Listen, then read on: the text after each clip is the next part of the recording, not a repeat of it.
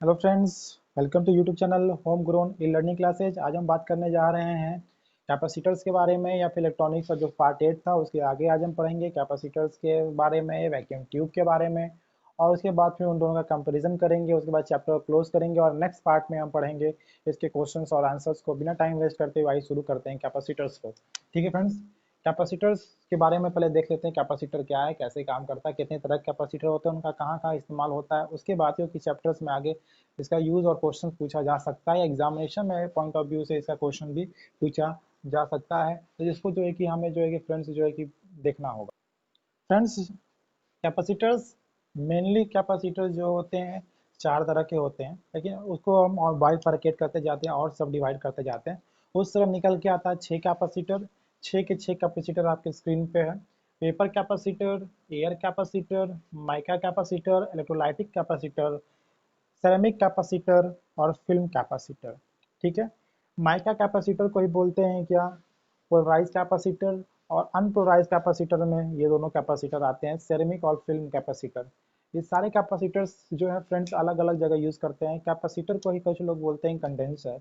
Yes, वही यही condenser capacitor दोनों एक ही चीज़ है। कंडेंसर पुराना नाम है, स्टैंडर्ड लैंग्वेज उसको बोलते हैं कैपेसिटर। तो आइए देखते हैं कैपेसिटर कहाँ कहाँ ये यूज़ होता है, क्योंकि हमने फिल्टर सर्किट में देखा था पिछले वाले वीडियो में पार्ट 8 में कि फिल्टर सर्किट में जो कैपेसिटर लगाते हैं वो कौन कौन से कैपेसिटर लगाते हैं। तो वो हमें वहाँ बस बताया था कैपेसिटर लगता है, कौन कौन सा कैपेसिटर वहाँ लग सकता है, कौन कौन सा कैपेसिटर वहाँ लगाया जा सकता है, आइए जानते हैं।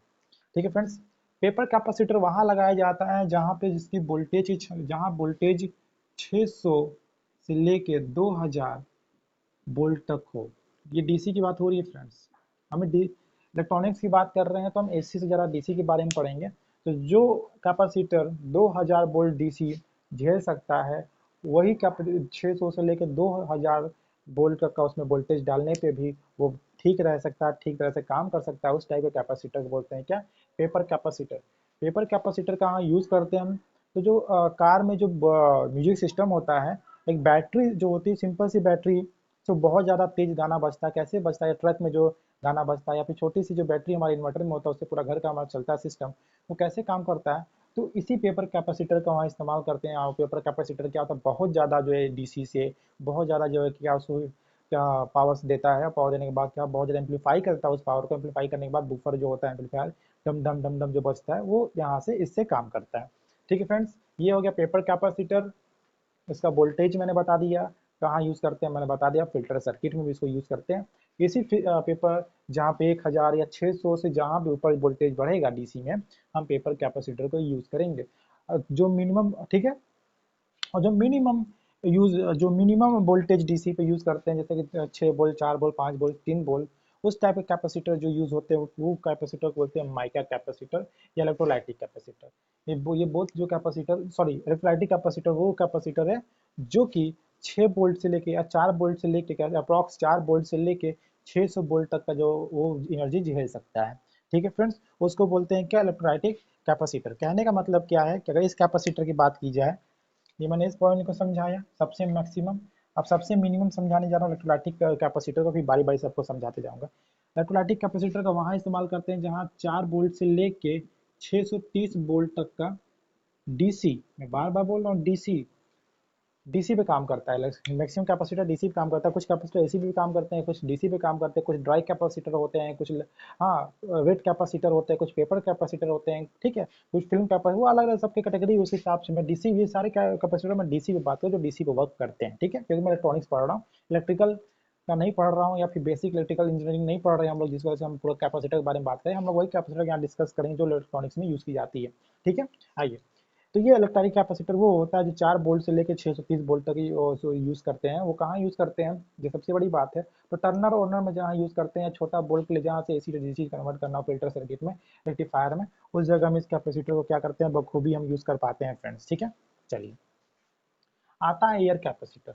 ठीक है, और पेपर कैपेसिटर, एयर, माइका, ये सब क्या है, ये सब कि उसमें जो डाइलेक्ट्रिक यूज़ करते हैं, दो प्लेटों के बीच जो डाइलेक्ट्रिक यूज़ करते हैं, जो गैप यूज़ करते हैं, ठीक है, वो मटेरियल यूज़ करते हैं इंसुलेटर, वही पेपर यहाँ पे यूज़ करते हैं, यहाँ एक एयर यूज़ करते हैं, यहाँ माइका यूज़ करते हैं, यहाँ पे इलेक्ट्रोलाइटिक यूज़ करते हैं, यानी ये लिक्विड वेट कैपेसिटर है, सेरेमिक यूज़ करते हैं और फिल्म कैपेसिटर यूज़ करते हैं, अलग अलग तरह के हैं।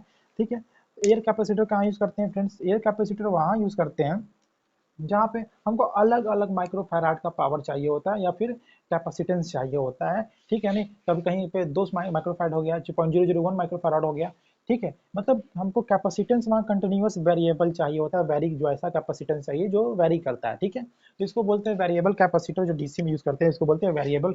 समटाइम इसको ये भी कहते हैं क्या, वेरिएबल कैपेसिटर, ठीक है फ्रेंड्स, वेरिएबल कैपेसिटर, ठीक है। अब भाई जब वेरिएबल कैपेसिटर की बात हो रही है तो किस किस कितने कितने पे ये क्या करते हैं, काम करता है, तो इसको बोलते हैं क्या, डीसी पे 10 से लेके 25 वोल्ट तक ये काम करता है। एसी में तो बहुत ज़्यादा काम करता है, एसी का हमें नहीं चलना, डीसी के बारे में बात कर रहे हैं, ठीक है। गूगल पे आप देखोगे या किसी और बुक्स में देखोगे वहाँ एसी के बारे में दिया होगा जो काफ़ी ज़्यादा वोल्टेज होता है, लेकिन मैं डीसी के बारे में बार बार बात करोगे कि हम लोग इलेक्ट्रॉनिक्स पढ़ रहे हैं, ठीक है। फिर बात करते हैं माइका का, इसका इस्तेमाल कहाँ करते हैं, ये भी सबसे बड़ी प्रॉब्लम है कि इसका इस्तेमाल हम करते कहाँ हैं, ठीक है फ्रेंड्स। तो इसका इस्तेमाल करते हैं रेडियो टर्नर में, ठीक है, या फिर जो हमारे यहाँ लगा होता है टावर, टावर में जो मैक्सिमम इसका रेडियो टर्नर में इसका हम इस्तेमाल करते हैं, ठीक है। बात समझ में आई। कभी कभी, हाँ कभी कभी इसको हम एज अ रेजोनेंट सर्किट में भी यूज़ कर लेते हैं, ठीक है। मैंने वहाँ पर बाईपास फिल्टर जब पढ़ाया था आपको बेसिक में, ठीक है। चलिए अब बात करते हैं माइका कैपेसिटर। माइका कैपेसिटर करने का मतलब कि इसमें डाइलेक्ट्रिक होगा फ्रेंड्स, वो क्या होगा, माइका होगा। यानी कहने का और इसका जो ऑपरेटिंग पॉइंट होगा वो कहाँ, वो कितना होता है फ्रेंड्स, ये होता है 10 वोल्ट से लेके 10 किलो वोल्ट तक। ये ठीक है फ्रेंड्स, ये एसी है, ये डीसी की बात नहीं कर रहा हूँ, ये एसी है, ठीक है। अगर इसको, क्योंकि आपको पता है मैक्सिमम 700 वोल्ट से ज़्यादा हम डीसी जनरेट नहीं कर सकते हैं, सबसे पहले इंपॉर्टेंट बहुत बहुत ज़्यादा कर दिए हैं, कभी कभी स्पेशल केस में किया जाता है, ठीक है, या फिर एसी से डीसी बनाया जाता है स्पेशल पर्पजेज़ के लिए, तो वहाँ पे हम इसको यूज़ करते हैं और मैक्सिमम इसको डीसी पे जब यूज़ करते हैं तो कितना 1000 वोल्ट तक इसको हम यूज़ कर पाते हैं, ठीक है फिर। इसको यूज़ कहाँ करते हैं, ठीक है, सबसे पहले सबसे इंपॉर्टेंट बात है कि इसको यूज़ कहाँ करते हैं, तो इसको यूज़ करते हैं रेडियो फ्रिक्वेंसी में, आरएफ में। आरएफ का मतलब होता है क्या, रेडियो फ्रिक्वेंसीज में यूज़ करते हैं, यानी जो टावर लगा होता है रिसीवर में हमारे, वहाँ पे हम इसको यूज़ कर सकते हैं फ्रेंड, ठीक है फ्रेंड्स। आइए बात करते हैं, इलेक्ट्रोस्टैटिक कैपेसिटर हमने बात कर लिया, माइका के बारे में बात कर लिया, एयर के बारे में बात कर लिया, पेपर के बारे में बात कर लिया। अब हम बात करते हैं सेरेमिक कैपेसिटर, बहुत ही ज़्यादा फेमस कैपेसिटर हमारे घरों में भी यूज़ होता है, मशीन्स में भी यूज़ होते हैं, बहुत बड़े मशीन्स में यूज़ होते हैं सेरेमिक सेरेमिक कैपेसिटर, ठीक है फ्रेंड। सेरेमिक कैपेसिटर की बात करें तो इसका जो ऑपरेटिंग पॉइंट होता है फ्रेंड्स वो क्या होता है, 2 किलो से लेके 2 किलो वोल्ट से लेके 200 किलो वोल्ट तक इसका इस्तेमाल हम, सॉरी 100 किलो वोल्ट तक, ठीक है। 2 किलो वोल्ट से लेके 100 किलो वोल्ट तक इसका हम एसी, मतलब एसी और डीसी दोनों में हम इस्तेमाल कर सकते हैं, ठीक है फ्रेंड्स। डीसी में 2 किलो वोल्ट तक और एसी में 100 किलो वोल्ट तक में इसका इस्तेमाल करते हैं, इसलिए मैंने लिखा एसी और डीसी, इसको समझने में थोड़ा परेशानी ना हो, कंफ्यूज ना हो आप। उसके बाद बात करते हैं फिल्म कैपेसिटर। फिल्म कैपेसिटर क्या होता है, हाई फ्रिक्वेंसी कैपेसिटर होता है, बहुत ज़्यादा हाई फ्रिक्वेंसी कैपेसिटर होता है, जहाँ पे फ्रिक्वेंसी बहुत ज़्यादा रिसीव करना होता है या रिलीज करना होता है। सैटेलाइट में जो कैपेसिटर यूज़ करते हैं, जो अर्थ के ऊपर सराउंडिंग में एटमॉस्फेयर में उड़ रहा होता है या फ्लाई कर रहा होता है, ठीक है, जियो सैटेलाइट जिसको बोलते हैं, उसको यूज़ करते हैं, और इस ये 400 डीसी वोल्ट पे काम करता है, 400 डीसी वोल्ट पे काम करता है, ठीक है फ्रेंड्स। 400 डीसी वोल्ट पे सेटेलाइट काम करता है। उसके बाद उसको भले रेक्टिफाई, उसको एम्पलीफाई कर करके बहुत ज़्यादा बड़ा के धरती भेजा जाता है, लेकिन मिनिमम वो डीसी डीसी 400 वोल्ट पे ही क्या करता है, उसको सब काम करता है, ठीक है फ्रेंड्स। ये सारे पॉइंट थे। High high voltage high current के लिए पेपर कैपेसिटर यूज़ करते हैं नॉर्मल डीसी में। लो वोल्टेज लो पावर के लिए, लो करंट के लिए इलेक्ट्रोस्टैटिक कैपेसिटर यूज़ करते हैं। माइका कैपेसिटर का यूज़ कहाँ करते हैं, आरएफ में, रेडियो फ्रिक्वेंसी में यूज़ करते हैं, जो आगे पढ़ेंगे, ठीक है। एयर कैपेसिटर की बात करें तो ये वेरिएबल कैपेसिटर, डीसी में जो हम बात करते हैं वेरिएबल कैपेसिटर, ठीक है फ्रेंड्स। सेरेमिक कैपेसिटर कहाँ यूज़ करते हैं, बड़े बड़े हैवी मोटर्स में यूज़ करते हैं। फिल्म कैपेसिटर यहाँ कहाँ यूज़ करते हैं, बहुत बड़े टावर में या सैटेलाइट्स में इस कैपेसिटर को यूज़ करते हैं, जिसका डीसी वोल्टेज क्या है, 400 डीसी वोल्टेज है, ठीक है फ्रेंड्स। अब ये था हमारा कैपेसिटर, इसके कुछ यूजेस थे और इसके पावर ऑफ ऑपरेशन थे, कहाँ से कितने वोल्ट पे ये ऑपरेट होते हैं। अब हम बात जो करने जा रहे हैं वो करने जा रहे हैं हम लोग क्या, वैक्यूम ट्यूब का। ये सब मैं क्यों पढ़ा रहा हूँ, क्योंकि सिलेबस में है और आगे समझ में आएगा कि मैं ये सब क्यों पढ़ा रहा हूँ, और क्या कहते हैं उसको, वैक्यूम ट्यूब के बारे में हम लोग बात करेंगे फ्रेंड्स। वैक्यूम डायोड, इसको हम इलेक्ट्रॉन ट्यूब काउंटर पार्ट भी बोलते हैं, क्यों बोलते हैं बताऊंगा, देखते रहिए। ये डायोड का ये जो सर्कल वाला दिख रहा होगा आपको, इसको बोलते हैं ग्लास। ग्लास समझते हो, नहीं समझते हैं, बिल्कुल बता रहा हूँ। जो बल्ब होता है पीला वाला, जो पहले जमाने में 100 वाट का बल्ब आता था, वो उस टाइप का, वो जो उसका बाहर का जो कांच होता है, ग्लास होता है, वही ये ग्लास, ठीक है। उसके अंदर क्या होता है, ये जो ऐसे दिख रहा है आपको, जिसपे नेगेटिव चार्ज दिख रहा है, ये सब जो दिख रहे हैं ये नेगेटिव चार्ज है, ये जो दिख रहा है यहाँ को ये नेगेटिव चार्ज है, इसको बोलते हैं कैट एनोड। ये नेगेटिव चार्ज है, नेगेटिव चार्ज होने को इसको बोलते हैं एनोड, और इस वाले रॉड को बोलते हैं क्या, कैथोड। ध्यान समझिएगा क्या चीज हो रहा है, इसको बोलते हैं कैथोड, इसको बोलते हैं एनोड, ठीक है। क्या करते हैं हम सब, कोई भी सप्लाई जब देते हैं, पहले जब तो ये कब यूज करते थे, जब डायोड का डिस्कवर नहीं हुआ था, बहुत पहले इसको यूज करते थे, ठीक है। कहाँ ये एप्लीकेशन अभी कहाँ यूज हो रहा है वही बताऊंगा। ये हमने जो VM maximum current AC voltage दिया, और आरएल को कब कब मिलेगा एसी वोल्टेज, जब डायोड फॉरवर्ड बायस में हो जाएगा। फॉरवर्ड बायस में कब होता है डायोड, जब उसका पोटेंशियल बैरियर टूट जाता है, यानी जो उसका बैरियर जो होता है वो ब्रेक होने के बाद, यानी उसका जो इंटरनल आरएफ रेजिस्टेंस होता है वो ब्रेक होने के बाद करंट फ्लो होता है। उसी तरह ये जो गैप आपको यहाँ पे दिख रहा है, यही गैप यहाँ पे आरएफ का काम करता है। यानी कहने का मतलब ये जो आपको ऐसे ऐसे ऐसे जो घुमा घुमा दिख रहा है, एक्चुअली में हीटिंग कॉइल है। हीटिंग कॉइल मतलब वही कॉइल जो आपके हीटर में लगा है, जिससे आप खाना बनाते हो, वो बिजली के बोर्ड में लगा के, वही हीटर जिसमें गर्म करते हैं खाना। हीटर समझ रहे हो, हीटर जो पुराने जमाने में हीटर आता था, गोल सा होता था, उसमें कॉइल लपेटा होता था, कभी कॉइल जल जाता था, फिर अलग से कॉइल स्प्रिंग टाइप का सेट करते थे, वही ये हीटिंग कॉइल है। इसको फिलामेंट स्टैंडर्ड लैंग्वेज में बोलते हैं। एक्चुअली में ये होता है हीटिंग कॉइल, लेकिन इसको बोलते हैं क्या, फिलामेंट, ठीक है। इस फिलामेंट को क्या कहते हैं, बहुत ज्यादा हीट देते हैं।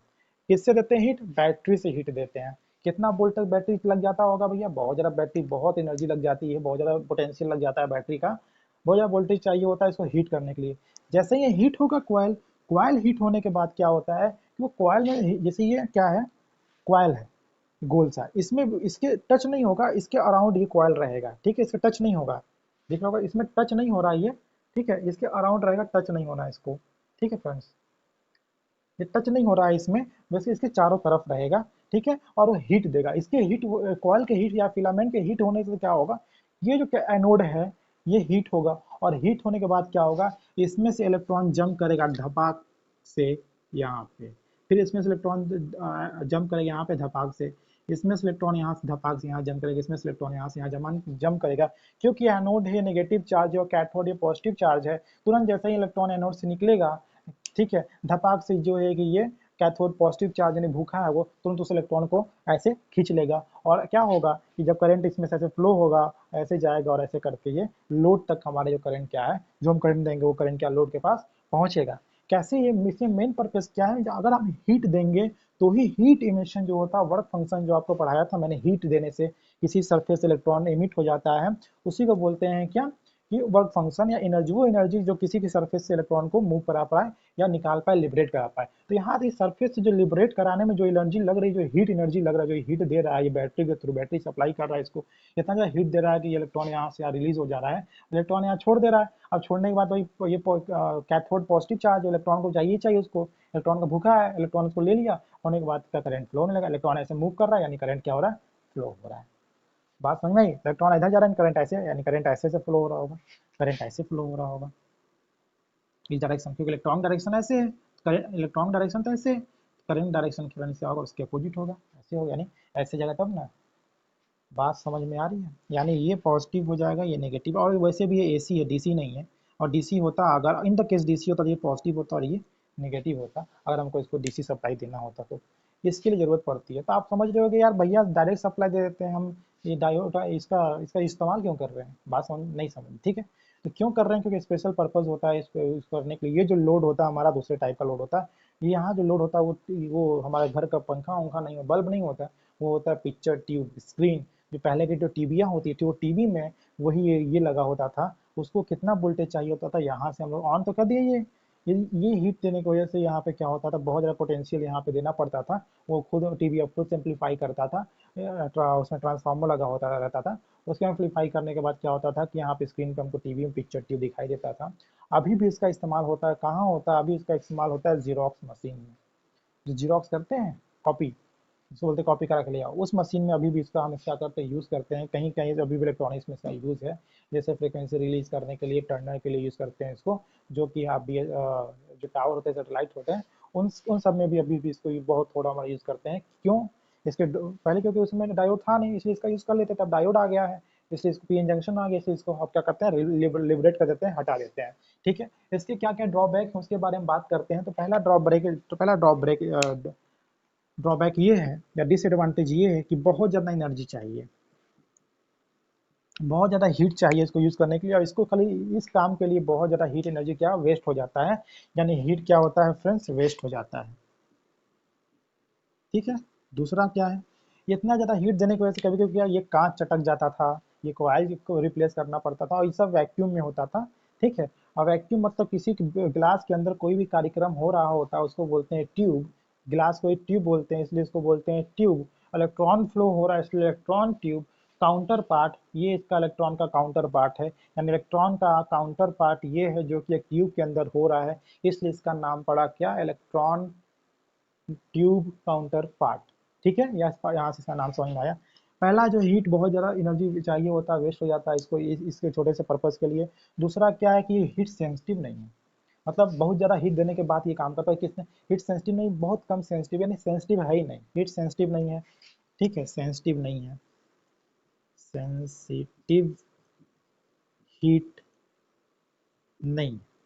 और ये कितने पे काम करता है, ये काम करता है 1500 डिग्री सेल्सियस के ऊपर, यानी वहां से काम करना स्टार्ट करता है 1500 डिग्री सेल्सियस पे ले जाने के बाद ये काम करना स्टार्ट करता है, यानी बहुत सारा एनर्जी चाहे टेम्परेचर चाहिए होता है। ठीक है फ्रेंड्स, इसलिए हम जो है कि इसमें कॉपर यूज़ नहीं करते, क्योंकि कॉपर तो 880 डिग्री सेल्सियस के बाद पिघलना स्टार्ट हो जाता है, मेल्ट होना स्टार्ट हो जाता है। इसलिए जो हम इसमें यूज़ करते हैं वो क्या, फिलामेंट जो यूज़ करते हैं, फिलामेंट कैसा यूज़ करते हैं, वो फिलामेंट वैसा यूज़ करते हैं। और इस जो ग्लास होता है, इस ग्लास पे भी बोरियम और निकल का क्या करते हैं, पॉलिश चढ़ाते हैं, ताकि वो क्या हो, उस पर ये कांच टूटे ना।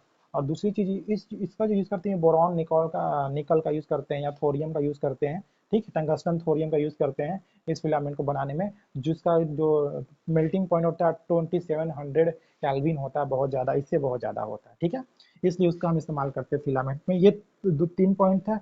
चौथा पॉइंट क्या, ये लॉन्ग लाइफ नहीं होता, मैंने बताया अभी लॉन्ग लाइफ नहीं होता है।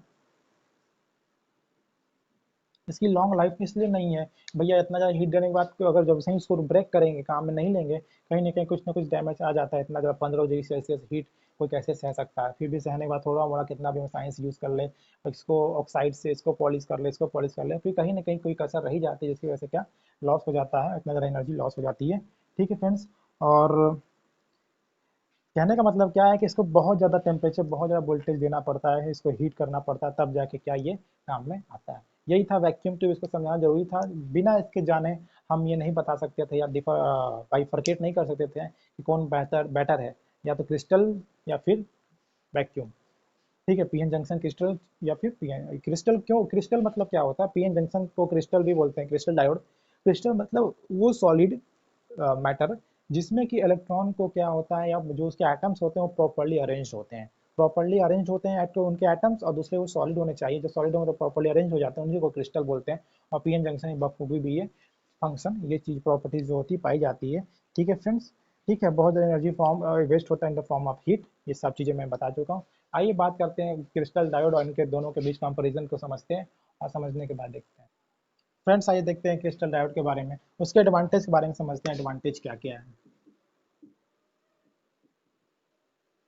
उसके एडवांटेज के बारे में समझते हैं। तो एडवांटेज पहला क्या है, क्रिस्टल डायोड का एडवांटेज क्या है वैक्यूम डायोड के कंपैरिजन में, या वैक्यूम डायोड की अपेक्षा। तो क्रिस्टल डायोड पहले सबसे पहला क्या होता है, स्मॉल इन साइज होते हैं, स्मॉल साइज के होते हैं, लाइट वेट होते हैं, जब साइज छोटा होगा लाइट वेट होते हैं। ठीक है, और क्या होते हैं, लॉन्ग लाइफ होता है इनका। ठीक है, ये दूसरा क्या है, रज्ड होते हैं, रज्ड मतलब क्या, सॉलिड होते हैं, थेथा टाइप के होते हैं, जल्दी खराब नहीं होते हैं। ठीक है, दूसरा क्या है, चीप होते हैं, चीप। ठीक है, क्योंकि बहुत ज़्यादा इनकी अवेलेबिलिटी ज़्यादा होती है, इससे सस्ते पड़ते हैं, चीप पड़ते हैं, और सिंपल इनका बनावट जो होता है, सिंपल प्रोसेस होता है। ठीक है, तीसरा क्या है, एनर्जी एनर्जी हीट वीट नहीं होता है, एनर्जी हीट वीट नहीं होता है, हीट लॉस नहीं होता है,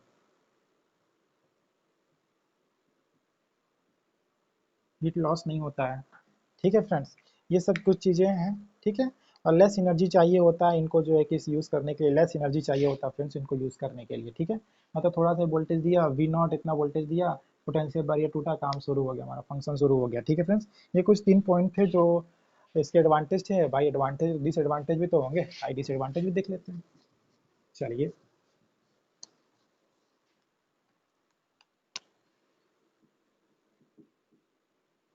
डिसएडवांटेज, डिसएडवांटेज की बात की जाए तो डिसएडवांटेज क्या क्या, डिसएडवांटेज क्या, पहली बात कि क्रिस्टल डायोड हमारा क्या होता है, क्रिस्टल डायोड हमारा फ्रेंड्स क्या होता है कि लेस सेंसिटिव होता है, मतलब हाई सेंसिटिव होता है, हाई सेंसिटिव ऑफ हीट होता है।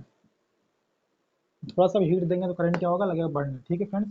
और जर्मेनियम में जो हीट देते हैं वो क्या होता है, हीट सेंसिटिव होने का मतलब क्या है कि जर्मेनियम की बात करें तो उसके लिए क्या है 80 डिग्री सेल्सियस, और सिलिकॉन की बात करें तो 200 डिग्री सेल्सियस के अगर से ऊपर इन लोग को टेम्परेचर देते हैं तो इनके करंट, लीकेज करंट या करंट माइनॉरिटी करियर्स करंट क्या होता है, बहुत ज़्यादा फ्लो होने लगते हैं, यानी ये मिसबिहेव करने लगते हैं, अपनी प्रॉपर्टी से हटने लगते हैं, जो मैंने बताया था टेम्परेचर बढ़ने से ये प्रॉब्लम होती है। हीट सेंसिटिव, हल्का टेम्परेचर बढ़ेगा रूम टेम्परेचर तो प्रॉब्लम हो सकती है, ठीक है फ्रेंड्स। कहीं आग वो लगे आसपास और कहीं डायोड रखा हुआ जर्मेनियम का बना हुआ तो वो अपने से लगेगा, उसमें लीकेज करंट फ्लो और फॉल्ट हो जाएगा, ठीक है। दूसरा जो पार्ट है उसका ये है कि पीआईवी रेटिंग इसका बहुत कम होता है, पीआईवी रेटिंग जो होता है, पीआईवी रेटिंग मतलब थोड़े से वोल्टेज के में पे ही ऑपरेट करते हैं, ऑपरेट होते हैं ये वीएम या 2 वीएम, ठीक है, उससे ज़्यादा वोल्टेज पे ऑपरेट नहीं हो सकते हैं, जबकि ये वैक्यूम डायोड क्या होता है बहुत ज़्यादा वोल्टेज पे ऑपरेट किया जाता है, उसकी सिंपली उसकी पीआईवी रेटिंग ज़्यादा होती है, इसकी पीआईवी रेटिंग कम होती है क्रिस्टल डायोड की। और ये जो होता है लेस सेंसिटिव या सेंसिटिव होता ही नहीं है, 1500 डिग्री सेल्सियस जहाँ जिसको चाहिए वो कहाँ सेंसिटिव, तो सेंसिटिव ही नहीं है, उसके में कोई सेंसिटिविटी नहीं है। और हाई सेंसिटिव होने मतलब थोड़ा सा भी अगर टेम्परेचर बढ़ेगा तो क्रिस्टल डायोड में सेंसिटिविटी क्या होती है, ये हो जाती है, ठीक है फ्रेंड्स। ये कुछ पॉइंट्स थे जिसको हमें आज देख लेने थे, ठीक है। और सबसे बड़ी बात क्या है, ठीक है फ्रेंड्स, कि इट कैन नॉट, इट ये crystal diode, it can not over use in the form of overload situation, मतलब कहने का मतलब क्या है, ओवरलोड सिचुएशन में एक छोटे समय के लिए भी यूज नहीं कर सकते हैं, थोड़ा सा भी ओवरलोड होगा जल जाएगा। लेकिन ये क्या होगा, वैक्यूम डायोड क्या होगा, थोड़ा सा भी ओवरलोड होने से क्या होगा, जलेगा नहीं, थोड़े थोड़े देर के लिए सह सकता है ओवरलोड। यानी क्रिस्टल डायोड कांट बियर या can't hold overload for a short period of time, but vacuum diode can do it, can. Okay friends, अब हम देखेंगे वोल्टेज डबलर के बारे में, देखेंगे वोल्टेज डबलर क्या है, ठीक है। इसके पहले के जो पार्ट सब देखें अभी, उसके बाद का ये पार्ट है वोल्टेज डबलर। आइए देखते हैं वोल्टेज डबलर है क्या, इसके बारे में समझते हैं। वोल्टेज डबलर, जैसा कि आपको नाम से ही लग रहा है वोल्टेज डबलर, ये क्या है कि डीसी आउटपुट देता है, ठीक है। ये डीसी के जो डीसी मिलता है आउटपुट किसी भी सर्किट से या फिर किसी भी फिल्टर सर्किट से जो रेक्टिफाइड हो जाता है, कोई भी एसी जो रेक्टिफाइड होने के बाद डीसी में कन्वर्ट होता है, डीसी में कन्वर्ट होने के बाद अगर हमको वोल्टेज कम मिल रहा होता है तो हम उस वोल्टेज को बढ़ा देते हैं by the process of voltage multiplier. Voltage multiplier को यूज़ करके और इस प्रोसेस के द्वारा हम उस वोल्टेज को बढ़ा सकते हैं, ठीक है फ्रेंड्स। एक चीज़ का ध्यान रखिएगा, जो इनपुट पावर होता है वो हमेशा इक्वल या आसपास होता है, इक्वल के आसपास होता है, अप्रॉक्सीमेट इक्वल होता है आउटपुट पावर के, या फिर कह सकते हैं या एग्जैक्टली या अप्रॉक्सीमेट ये आउटपुट पावर के बराबर होता है। यानी हम जितना पावर दे रहे होते हैं उतना ही पावर हमको मिल रहा होता है। लेकिन वोल्टेज मल्टीप्लायर क्या काम करता है, वोल्टेज मल्टीप्लायर क्या काम करता है, कह रहे हम यहाँ पे मान लीजिए वी हम दे रहे हैं इनपुट में, तो आउटपुट में हमें 2 वी भी मिल सकता है, 3 वी भी मिल सकता है, 4 वी भी मिल सकता है, और जितना चाहे उतना वी तक मिल सकता है। यानी चल मिल जितना हम चाहेंगे, जितना हमारा रिक्वायरमेंट होगा, जितना हमारा डिज़ायर होगा, उतना हम वी एम यानी जितना वोल्टेज हम इनपुट की चाहिए उसका 2 गुना, 3 गुना, 4 गुना, 5 गुना, जितने टाइम्स हम जो है कि बढ़ाना चाहें बढ़ा सकते हैं। कैसे बढ़ाते हैं, इसमें ज़्यादा कुछ नहीं होता है, कुछ एक दो कैपेसिटर यूज़ किए जाते हैं, हाफ वेव डबलर जिसको बोलते हैं, वोल्टेज डबलर में 2 कैपेसिटर, फिर यहाँ पे ट्रिपलर में 3 कैपेसिटर, और फिर यहाँ पे मतलब ऐसे करते करते हर अलग अलग वोल्टेज जितने टाइम्स चाहिए हमको, 2 टाइम्स, 3 टाइम्स, 4 टाइम्स, उसके लिए अलग अलग सेटअप होता है। हमारे सिलेबस में जो है वो है 2 वी यानी डबल वोल्टेज डबलर, ठीक है। एक्चुअली वोल्टेज डबलर कई तरह के होते हैं, वोल्टेज डबलर होता है, वोल्टेज ट्रिपलर होता है, वोल्टेज क्वाड्रिलेटरल होता है, ठीक है, क्वार्टर होता है, ठीक, क्वार्टर मतलब 4, जो 4 गुना करते हैं, ठीक है फ्रेंड्स। तो आप देख रहे हो जो वोल्टेज हम दे रहे हैं वी एम, मिल रहा है 2 वी 3 वी या 4 वी यानी 2 टाइम्स ऑफ वी, ये हमारे सिलेबस में, इसको हम यहाँ से रब कर दे रहे हैं, और यहाँ जो सिलेबस में हम उसको समझने की कोशिश करते हैं। हम दे रहे हैं इनपुट सप्लाई दे रहे हैं वी का, और मिल रहा है 2 VM में twice of VM input supply, यानी ट्वाइस ऑफ सप्लाई हमको मिल रहा है जितना हम दे रहे हैं। तो इसका मतलब ये नहीं है कि इनपुट जितना पावर दिए हैं और उतना ही हमको उससे दुगना आउटपुट मिलेगा पावर का आउटपुट हमेशा वही मिलेगा जितना इनपुट हम देंगे। किसी भी पावर का आउटकम वही निकलता है जितना उसमें लगाते हैं, उससे दुगना कभी नहीं निकल सकता फ्रेंड्स, ठीक है। इसका मतलब फिर ये दोगुना कैसे हो गया? तो जितने टाइम्स में ये बढ़ता है, जितने टाइम्स वोल्टेज Vm बढ़ता है, उससे उसी फैक्टर यानी उसी n टाइम्स या उसी n फैक्टर के हिसाब से वो n टाइम्स या n फैक्टर के हिसाब से करंट क्या होता है, कम होता है। बात समझ में आई? तो ही दोनों का प्रोडक्ट क्या होगा, कांस्टेंट पावर के बराबर होगा। और पावर का फॉर्मूला होता है V equal to I into V। ध्यान समझिएगा, एक एग्जाम्पल तौर पर समझा रहा होगा, ये चीज़ें नहीं समझ में आई तो डेटा डेटा दिखा रहा हूँ आपके सामने। मान लीजिए पावर हमारे पास 20 है, 20 वाट हमको पावर चाहिए। किसी भी हालत में हम 20 वाट का पावर दे रहे हैं, 20 वाट का पावर चाहिए। मान लीजिए करंट हमारा 2 एम्पियर है और वोल्टेज हमारा 10 वोल्ट है, ठीक है। अगर हम वोल्टेज को बढ़ाना चाहते हैं, वोल्टेज मल्टीप्लायर लगा के वोल्टेज को दोगुना कर दिए, V से हम Vm कर दिए, तो यहाँ पे क्या हो जाएगा, दोगुना तो वोल्टेज हो गया, लेकिन करंट क्या होगा हमारा, जीरो तो नहीं होगा। जीरो होगा तो ये जीरो, जीरो से मल्टीप्लाई करें पूरा जीरो, यानी करंट क्या होगा हमारा, नियरली जीरो के बराबर होगा। बात समझ में आ रही है फ्रेंड्स?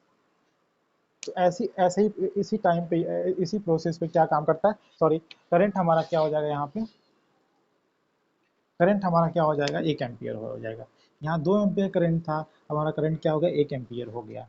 बात समझ में आ रही है? अगर वोल्टेज को हम 4 गुना करना चाहें, वोल्टेज को हम 4 गुना करना चाहें, जो वोल्टेज हमारे यहाँ 10 था उसको हम 40 कर दिए, तो अब हमको वोल्टेज तो 40, लेकिन वो पावर तो हमेशा किसी भी हालत में input power equal to output power चाहिए। तो हमको हमेशा 20 की हालत में, तो करंट को हम क्या करेंगे, आधा कर देंगे। यानी जिस फैक्टर से वोल्टेज बढ़ रहा है, उसी फैक्टर से करंट घट रहा है, और दोनों का प्रोडक्ट एक कांस्टेंट पावर के रूप में हमें मिल रहा है। जितना पावर हम देते हैं उतना ही पावर हमें मिलता है। सिंपल सी बात है। एक चीज़ और है फ्रेंड्स, इसमें हम कोई भी एम्पलीफिकेशन नहीं करते। एम्पलीफिकेशन कहने का मतलब एक ऐसा इक्विपमेंट जिसको ट्रांजिस्टर बोलते हैं, उसका इस्तेमाल करके जब हम कोई चीज़ को बढ़ाते नहीं बढ़ाते हैं, तो उसको बोलते, उस प्रोसेस को बोलते हैं एम्पलीफिकेशन या बढ़ाना। यहाँ पे ऐसा कोई ट्रांजिस्टर यूज़ नहीं किए हैं, इसलिए फ्रेंड ये एम्पलीफिकेशन प्रोसेस नहीं है। ये नॉर्मल हम VM से 2 VM कर रहे हैं, ठीक है। ऐसा हम जो है कि एक सिंपल सा, क्या उसको बोलते हैं फ्रेंड्स,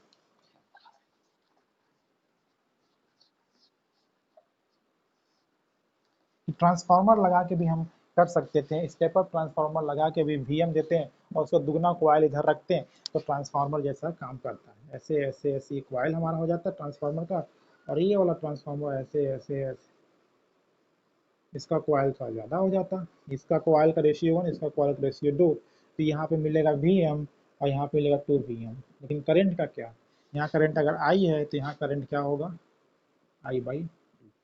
यानी पावर किसी भी सूरत में क्या होता है, कांस्टेंट होता है।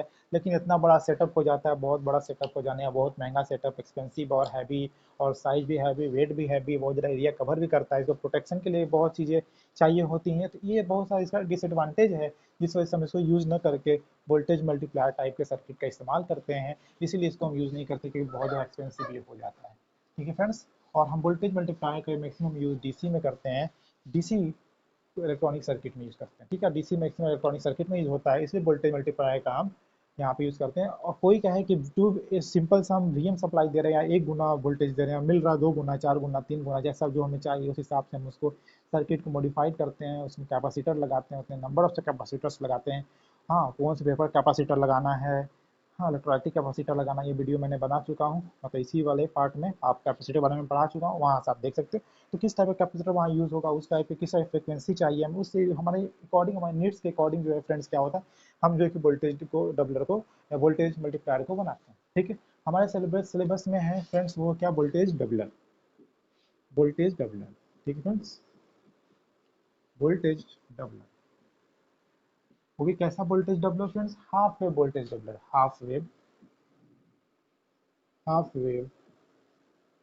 वोल्टेज डबलर, हाफ वेव, ठीक है फ्रेंड्स। तो हाफ वेव वोल्टेज डबलर का भी सर्किट हम यहाँ ड्रॉ करेंगे, उसके बाद उसके बारे में डिस्कस करेंगे। एक और चीज़ वोल्टेज मल्टीप्लायर में, हम जब भी वोल्टेज को बढ़ाते हैं करंट उसी फैक्टर में घटता है जिस फैक्टर में वोल्टेज बढ़ रहा होता है, ताकि पावर हमें कांस्टेंट मिले, input power equal to output power हमारा मिले, जितना पावर दे रहे हैं उतना ही पावर हमको बाहर भी मिले। लेकिन फ्रेंड्स यहाँ पे कोई भी एम्पलीफिकेशन नहीं हो रहा होता क्योंकि ट्रांजिस्टर यूज नहीं हो रहा होता। दूसरी चीज़, ये law of conservation of energy का बहुत ही बढ़िया एग्जांपल है, क्योंकि जितना पावर दे रहे हैं उतना ही पावर हमें मिल रहा है।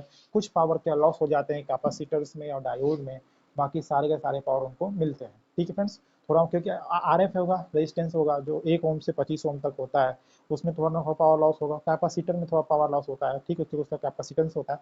ठीक है, क्योंकि आपको पता है कैपेसिटेंस में जो फॉर्मूला जो होता है एक्चुअल, जिसको बोलते हैं रिएक्टेंस, ठीक है, कैपेसिटिव रिएक्टेंस, उसमें पावर लॉस होता है, वो भी ओम में होता है।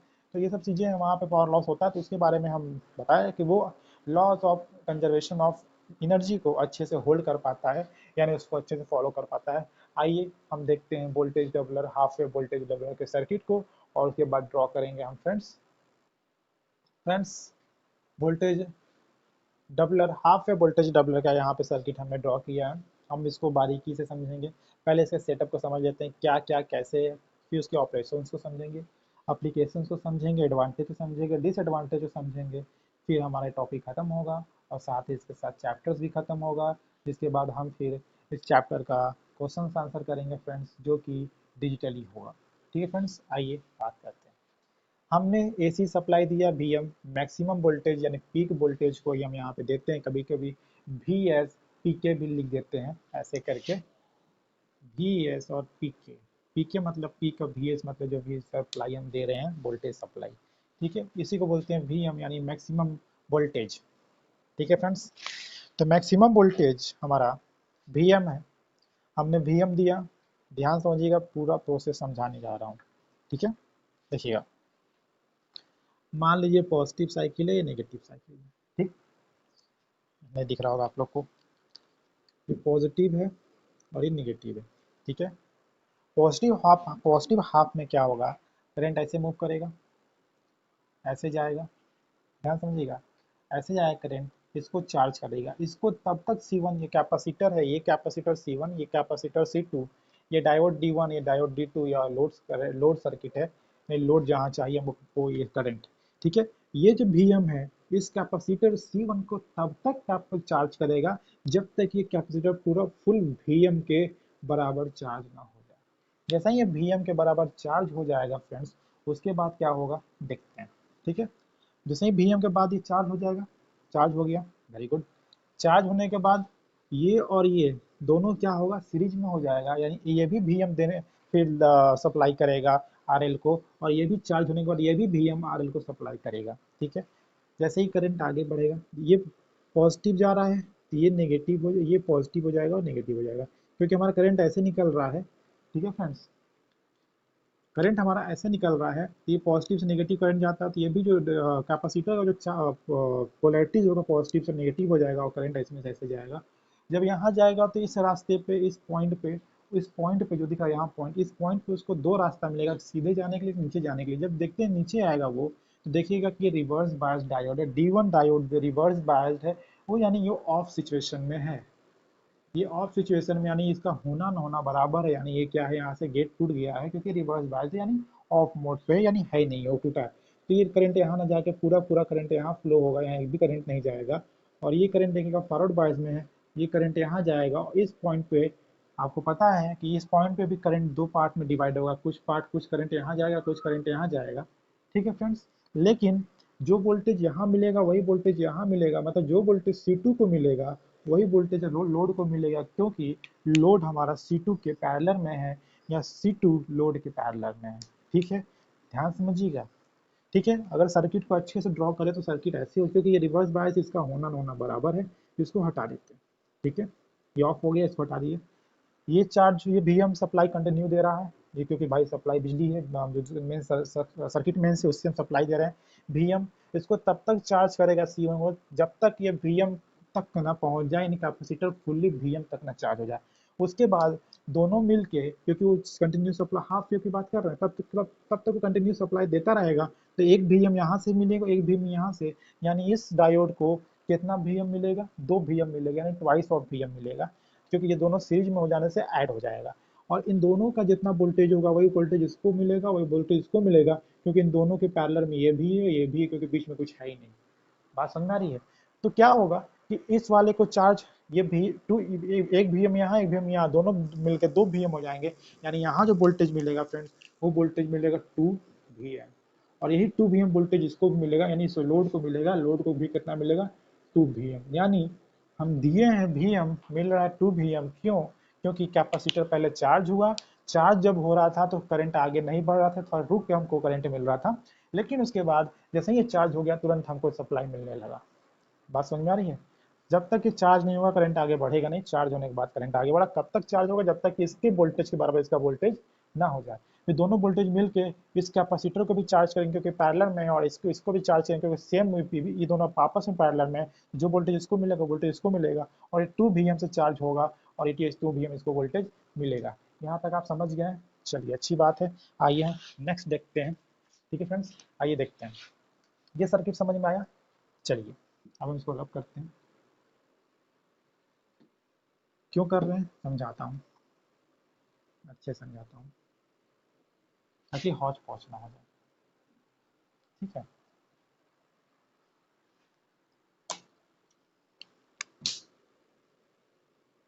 यहाँ पर ऑलरेडी जो फिगर था उसको हम इनिशियल जो फिगर था वो तो बना देते हैं। ठीक है फ्रेंड्स, डायोड कैसे था? ऐसे था, ध्यान समझिएगा, G1 था। ठीक है, अब क्या होगा देखिएगा। अब करंट हमारा नेगेटिव हाफ साइकिल में चला गया, पॉजिटिव नेगेटिव अल्टरनेटिंग करंट है, ऊपर नीचे होता अल्टर करता रहता है। अब नेगेटिव हाफ में चला गया करंट। अब नेगेटिव हाफ में करंट जाने के बाद क्या होगा? करंट ऐसे चला, ऐसे चला। ठीक है, करंट क्या चला? ऐसे चला। नेगेटिव हाफ साइकिल में करंट ऐसे जाएगा। ठीक है फ्रेंड्स, जब करंट ऐसे जाएगा, बात समझिएगा, सॉरी, मतलब ये नेगेटिव और ये पॉजिटिव हो जाएगा, तो करंट ऐसे चलेगा। करंट ऐसे निकला, ऐसे गया, ये देखा कि फॉरवर्ड बायस्ड है। ध्यान समझिएगा, ये देखा कि फॉरवर्ड बायस्ड है, वेरी गुड। और एक बात बताओ, यह पॉजिटिव, ठीक है, ये पॉजिटिव, और इसका ये पॉजिटिव, सॉरी ये नेगेटिव टर्मिनल है भी, जो भी हम सप्लाई दे रहे हैं, और इस डायोड का ये क्या पॉजिटिव टर्मिनल है। यानी दोनों इसके रिस्पेक्ट में ये क्या है? रिवर्स बायस्ड है। इसके कंडीशन में क्या है? ये रिवर्स बायस्ड है। बात समझ में आया? तो अब जो हमारा वोल्टेज चलेगा वो ऐसे निकल, करंट हमारा ऐसे फ्लो होगा। इस पॉइंट पे जाने के बाद उसको क्या फील होगा कि भैया यहाँ तो ये फॉरवर्ड बायस है, यहाँ ज़्यादा आसान रास्ता है, लो रेजिस्टेंस है, यहाँ ज़्यादा रेजिस्टेंस से ज़्यादा दूरी का ट्रैवल करना पड़ेगा। तो क्या करेगा वो इधर ना जाके वो इधर ही मुड़ जाएगा। पूरा पूरा करंट जो है, वोल्टेज जो है कि, और करंट इधर ही मुड़ जाएगा, उधर नहीं जाएगा। ठीक है, तो यहाँ गया ये फॉरवर्ड बायस, क्योंकि फॉरवर्ड बायस है, यानी लो रेजिस्टेंस करंट हमेशा लो रेजिस्टेंस पाथ को क्या है अपनाता है या चलता है। अगर हम यहाँ तार एक लगा देंगे सिर्फ हवा है, तो ये करंट कहीं नहीं जाएगा, सिर्फ यहीं से मूव करेगा। लेकिन ये फॉरवर्ड बायस में होने की वजह से ये डायोड क्या हो जाएगा कि ये एज अ वायर काम करेगा, और करंट ऐसे फ्लो हो जाएगा। जब करंट यहाँ पहुँचेगा तो देखेगा कि 2 रास्ता है, एक यहाँ रास्ता है, एक यहाँ रास्ता है। ठीक है फ्रेंड्स, लेकिन एक बात बताओ कि इसके रिस्पेक्ट में नेगेटिव टर्मिनल है, और इस डायोड का ये पॉजिटिव टर्मिनल है। और जब भी फॉरवर्ड बायस होता है तो ये पॉजिटिव टर्मिनल, ये नेगेटिव टर्मिनल, ये नेगेटिव टर्मिनल। जब टर्मिनल सेम होता है तो फॉरवर्ड बायस में होता है, टर्मिनल डिफरेंट होता है तो रिवर्स बायस में होता है। इस केस में ये जो डायोड होगा वो क्या होगा? ऑफ हो जाएगा। ऑफ हो गया, इस केस में डायोड क्या हो गया? ऑफ हो गया। तो अब ये करंट ऐसे मूव करेगा, और इस वाले मतलब ये चीज़ क्या हो गया? खत्म हो गया। ठीक है, और ये वाला सिस्टम क्या हो गया? यहाँ से ऑफ होने से खत्म हो गया। और इस वाले कैपेसिटर को फिर से कितना चार्ज करेगा? वीएम चार्ज करेगा। तो ये चार्ज है, ठीक है, फिर से इस कैपेसिटर को वीएम चार्ज करेगा और यहाँ आ जाएगा। कहने का मतलब क्या है कि यहाँ पे कोई भी करंट या वोल्टेज नहीं पहुँचेगा, फिर भी इसको जो है कि वोल्टेज मिलेगा। क्यों मिलेगा? आइए, यहाँ तक समझ में आया क्यों इसको हटा? क्योंकि इसके रिस्पेक्ट में वो फॉरवर्ड बायस ना होकर रिवर्स बायस था, क्योंकि इसका नेगेटिव टर्मिनल उसके पॉजिटिव टर्मिनल से जुड़ा हुआ था। जब नेगेटिव टर्मिनल पॉजिटिव टर्मिनल से जुड़ा होता है बैटरी का डायोड से, तो वो रिवर्स बायस होता है, और इसका पॉजिटिव टर्मिनल इससे पॉजिटिव टर्मिनल से जुड़ा, यानी फॉरवर्ड बायस्ड है। ठीक है, चलिए, यानी इसका नेगेटिव टर्मिनल इसके नेगेटिव टर्मिनल से जुड़ा है, ये फॉरवर्ड बायस्ड है, लेकिन इसका नेगेटिव टर्मिनल उसके पॉजिटिव टर्मिनल से जुड़ा था, इसलिए वो रिवर्स बायस है, इसलिए ऑफ हो गया, वो टर्मिनल ही खत्म हो गया, जैसे मैंने इसको हटाया था। ठीक है, ये नेगेटिव हाफ साइकिल में क्या होगा फ्रेंड्स? जब ये सब सिस्टम खत्म हो गया, अब बस यहीं पे करंट फ्लो हो रहा है, यहाँ करंट फ्लो नहीं हो रहा। तो याद एक बात मैंने बताया था, ये तो ऑलरेडी चार्ज था। जब ये सप्लाई दिया इसको तो चार्ज था, इसको 2 वीएम तो ऑलरेडी चार्ज था। अब यहाँ पे क्या हो रहा है, जब ये 2 वी क्या होगा, डिस्चार्ज होगा, वो क्या डिस्चार्ज होगा, ठीक है। ये हाफ साइकिल में क्या होगा, ये 2 वी इसको फिर कंटिन्यू क्या करेगा, वोल्टेज देता रहेगा।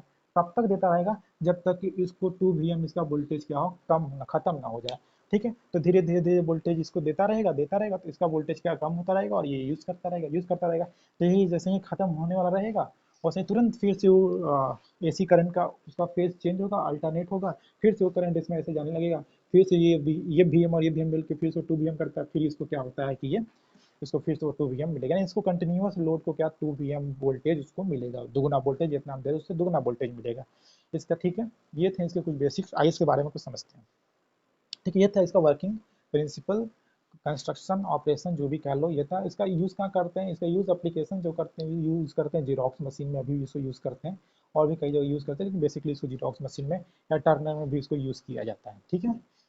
इसके पहले मैंने वोल्टेज स्टेबलाइजेशन के बारे में बताया था, उसमें जेनर डायोड यूज़ करते हैं, जब वोल्टेज बढ़ता है तो जेनर डायोड काम करते हैं, लेकिन यहाँ पे क्या है कि वोल्टेज जब घट जाएगा तो कौन सा यूज़ करेंगे, तो इसको क्योंकि स्टेबलाइजर में भी काम कर लगा लेते हैं, लेकिन स्टेबलाइजर में जल्दी इसलिए काम लगाता है क्योंकि जो आउटपुट मिलता है वो डीसी मिलता है, फिर यहाँ पे हमको यहाँ पे फिल्टर सर्किट करके यहाँ फिल्टर सर्किट लगाना पड़ता है जिससे कि हमको डीसी आउटपुट प्रॉपर मिल पाए, तो थोड़ा थोड़ा महंगा सेटअप हो जाता है, इसलिए इसको हैवीली बड़ी जगह यूज़ करते हैं, बड़े बड़े जो जीरोक्स मशीन आते हैं उसमें इसको यूज़ किया जाता है। इसके एडवांटेज क्या क्या है, इसका एडवांटेज ये है कि नॉर्मली आपको बिना ट्रांसफार्मर के यूज़ के लिए छोटे जगह में बिना ट्रांसफार्मर के, बिना कोई महंगे इक्विपमेंट के आप आराम से बिना लाइट मतलब हैवी, क्या उसको बोलते हैं, हैवी नहीं होगा, बिग साइज नहीं होगी, आराम से हमें 2 वी एम से 2 वी हमको आराम से मिल जाता है, मतलब दुगना इनपुट वोल्टेज से दुगना हमको आउटपुट वोल्टेज मिल जाता है, यानी 2 input voltage equal to output voltage, ठीक है। जो दोगुना वोल्टेज जितना हमको मिलना चाहिए उसका दुगना अगर करेंगे तो आउटपुट वोल्टेज से बराबर होगा, यानी 2 वी इक्वल टू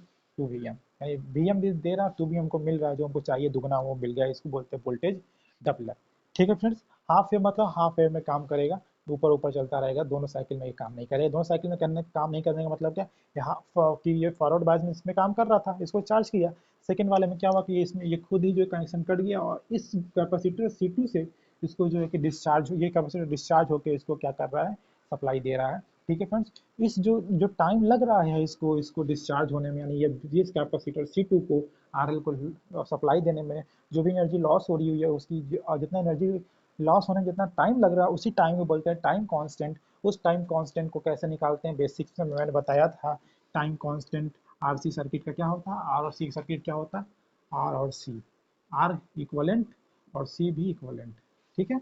तो इन दोनों का मल्टीप्लाई क्या होता है, टाइम कांस्टेंट होता है, कितना कैपेसिटेंस से और कितना रेजिस्टेंस से दोनों मल्टीप्लाई करेंगे, पता चल जाएगा कि टाइम कांस्टेंट कितना टाइम लगेगा इसको उतना में सप्लाई देने में। बात समझ में आ रही फ्रेंड्स। ये तो इसके एडवांटेज हो गए। डिसएडवांटेज की बात करें, डिसएडवांटेज के लिए क्या है कि हमको अलग से फिल्टर सर्किट यहाँ चाहिए होता है, और इसका वोल्टेज रेगुलेशन उतना बढ़िया नहीं होता है। इसका पहला डिसएडवांटेज क्या है कि हैवी फिल्टर सर्किट चाहिए होता है, ठीक है, डिजायर आउटपुट के लिए। दूसरा इसका डिसएडवांटेज ये है फ्रेंड्स, ये ये वोल्टेज रेगुलेशन इसका बहुत ही पुअर होता है, अच्छा वोल्टेज रेगुलेशन नहीं होता। अगर RL करंट बढ़, लोड करंट तो रेजिस्टेंस कम होने से लोड करंट बढ़ गया, अगर मान लो कोई कंज्यूमर है या कोई हम लोग हैं, इसको ज़्यादा लोड यहाँ पे दे दिया, लोड देने का मतलब क्या है कि करंट ज़्यादा दे दिए, रेजिस्टेंस घटा दिए, तो बहुत ज़्यादा इसमें करंट बढ़ने से क्या होगा, वोल्टेज क्या होगा, अपने आप डाउन हो जाएगा, यानी वोल्टेज रेगुलेशन क्या होगा, पुअर होगा, ठीक है फ्रेंड्स। ये पूरा था detail half wave voltage doubler का, ठीक है फ्रेंड्स। ये हमारा इस चैप्टर का लास्ट वीडियो था। अब इसके बाद जो हम क्वेश्चन आंसर डिस्कस करेंगे, ठीक है फ्रेंड्स।